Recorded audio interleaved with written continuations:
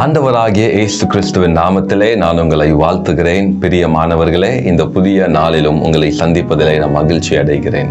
இந்த காலை வேளையிலும் கூட நாம் வேதத்திலிருந்து ஒரு வசனத்தை நாம் தியானிக்கலாமா? மத்தேயு 7வது அதிகாரம் 24வது வசனம் இப்படியாய் எழுதப்பட்டிருக்கிறது.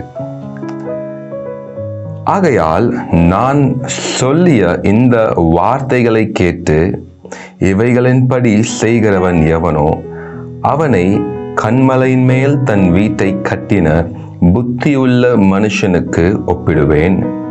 பெருமழை சூழ்ந்து பெருவெள்ளம் வந்து காற்று அடித்து அந்த வீட்டின் மேல் மோதியும் அது விழவில்லை. ஏனென்றால் அது கன்மலை மேல் அஸ்திபாரம் போடப்பட்டிருந்தது. ஹல்லேலூயா! பாருங்க, எவ்வளவு அழகான ஒரு வார்த்தை இந்த காலை நேரத்தில் வேதம் நமக்கு கற்றுக் கொடுக்கிறது.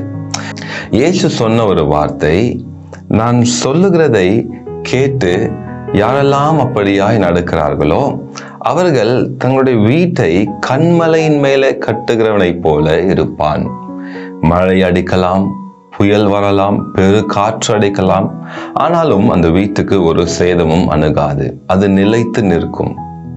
அப்போ இயேசுவின் வார்த்தையை கேட்டு நடக்கிறவன் எவனோ அவன் புத்தி உள்ள ஒரு மனுஷன். இன்னைக்கு நாம் என்ன செய்கிறோம்? வேதத்தை வாசிக்கிறோம், ஆலயத்துக்கு போகிறோம், கர்த்தருடைய வார்த்தைகளை கேட்கிறோம். ஆனால் சில நேரம் கர்த்தருடைய வார்த்தையை விட்டு நாம் தூரம் போய்விடுகிறோம். நாம் ஆலோசனையை கேட்பதில்லை. கர்த்தர் என்ன சொல்லுகிறார்? நான் இந்த பிசினஸை தொடங்க வேண்டும், இந்த பிசினஸ் நான் தொடங்க வேண்டுமா? கர்த்தருடைய அபிப்பிராயம் என்ன? What is God now telling to me? What does He wants me to do? அவருடைய ஆலோசனை என்ன? அவருடைய ஆலோசனை நாம் கேட்பதில்லை. ஏதோ ஒரு காரியத்தை நாம் செய்ய நினைக்கிறோம், நாம் கர்த்தரிடத்தில் கேட்பதில்லை. மனுஷனுடைய சத்தத்தை தான் நாம் கேட்கிறோமே தவிர கர்த்தருடைய வார்த்தையை நாம் கேட்பதில்லை. அப்போ நாம் என்ன செய்கிறோம்? மனுஷனுடைய சித்தத்தின்படி நாம் செய்து பின்பு நாம் அழுகிறோம், புலம்புகிறோம், தோல்வியில போய் அது முடிகிறது. அப்ப வேதம் சொல்லுகிறது, கர்த்தரின் வார்த்தைகளை கேட்டு அதன்படி நடக்கிற மனுஷன். அப்போ we should listen to the word of the Lord. நாம் எதெல்லாம் நாம் கவனிக்கிறோமோ, வேதத்திலிருந்து நாம் எதெல்லாம் வாசிக்கிறோமோ அதன்படியே நாம் நடக்கணும். பாவத்தை விட்டு தூரம் விலகு என்று வசனம் எழுதியிருக்கிறதா? அப்படியே நாம் பாவத்தை விட்டு தூரம் விலகணும். பொய் சொல்லக்கூடாது, வேதம் சொல்லுகிறதா? பொய் சொல்லக்கூடாது. நீதின் பாதையில் நடக்கணும் என்று வேதம் சொல்கிறதா? நீதின் பாதையில் நடக்கணும். சில நேரம் இப்படியாய் செய்கிற காரியங்கள் கஷ்டமாய்தான் இருக்கும். ஆனாலும் நாம் இப்படியாய் நடக்கும் பொழுதுதான் நம்முடைய அஸ்திபாரம் கன்மலையின் மேலே கட்டப்படும். ஆம் தேவனுடைய பிள்ளைகளே, பாருங்க, இன்னைக்கு அநேகரோட வாழ்க்கையில தோல்வி, அநேகரோட வாழ்க்கையில கண்ணீர். ஏன்? பெரும் காற்று அடித்தது, ஒரு வெள்ளம் அடித்தது, அந்த வீடு இடிந்து போனது, தன்னோட வாழ்க்கை இடிந்து போனது. பெரும் காற்று என்றால் ஒரு பிரச்சனை, ஒரு போராட்டம், ஒரு பெரும் வெள்ளம், ஏதோ ஒரு தோல்வி. பிசாசான ஒரு தோல்வியை கொண்டு வருகிறான், ஒரு டிஸ்ட்ரக்ஷனை கொண்டு வருகிறான். கன்மலையின் மேல் நாம் கட்டப்படுவோம் ஆனால், கிறிஸ்துவின் மேல் நம் அஸ்திபாரம் இருக்கும் ஆனால் நாம் அசைக்கப்படுவதில்லை. ஆம் தேவனுடைய பிள்ளைகளே, இன்றைக்கு நம்முடைய அஸ்திபாரம் கிறிஸ்துவின் மேல் போடப்படணும். தாவீதோட வாழ்க்கையில அநேக போர்களை அவன் சந்தித்தான், அநேக யுத்தங்களை அவன் செய்து கொண்டிருந்தான். He was a busy man. ஆனாலும் ஒவ்வொரு நாளும் அவன் கர்த்தருக்குள்ளாக அவன் நடந்தான்.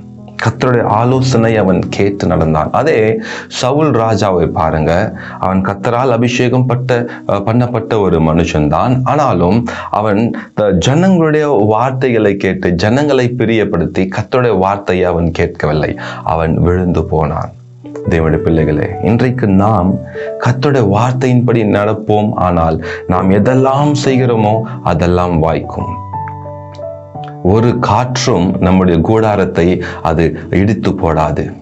எந்த விதமான பிரச்சனையோ நம்முடைய வாழ்க்கையை ஒரு நாளும் அசைத்து விடாது. நம்முடைய அஸ்திபாரம் கிறிஸ்துவின் மேல் இருக்கணும். நாம் கர்த்தர் சொல்லுகிற காரியங்களை நாம் கவனித்து கேட்டு அதன்படி நாம் நடப்போம் ஆனால் நம்முடைய அஸ்திபாரம் கிறிஸ்துவின் மேல் இருக்கும். ஆம் தேவனுடைய பிள்ளைகளை, இன்றைக்கு வேதத்தின்படி நாம் வாழ பழகி கொள்வோம். வேதத்தில் எழுதியிருக்கிற வார்த்தையின்படி நாம் கேட்டு கவனித்து அதன்படி வாழ நாம் கற்றுக்கொள்வோம். நாம் ஜெபிக்கலாமா? அன்பின் தகப்பனே, இந்த காலை நேரத்துக்காக நன்றியோடு கூட ஸ்தோத்தரிக்கிறேன், துதிக்கிறேன் ஆண்டவரே. அப்பா, இந்த காலை நேரத்தில் அப்பா உங்களுடைய வார்த்தையை கீழ்ப்படிந்து அதன்படி நடக்க இருதயத்தை நீர் தருவீராக ராஜா. அந்த கீழ்ப்படிதலை நீர் தருவீராக ஆண்டவரே. உம்மேல் கட்டப்பட்ட ஒரு வாழ்க்கை எங்களுக்கு வேண்டும் ஆண்டவரே. அப்பா, உம்மேல் அஸ்திபாரமாக இருக்க எங்களுக்கு நீர் கிருபை செய்வீராக ராஜா. நீர் அப்படியே செய்ய போவதுக்காய் நன்றி. இந்த நாள் முழுவதுமாய் தேவ பிரசன்னம் எங்களை நடத்தட்டும் என்று நாங்கள் கேட்டுக்கொள்கிறோம். இயேசுவின் மூலமாய் ஜெபிக்கிறோம் எங்கள் ஜீவனுள்ள நல்ல தகப்பனே. ஆமென், ஆமென், ஆமென்.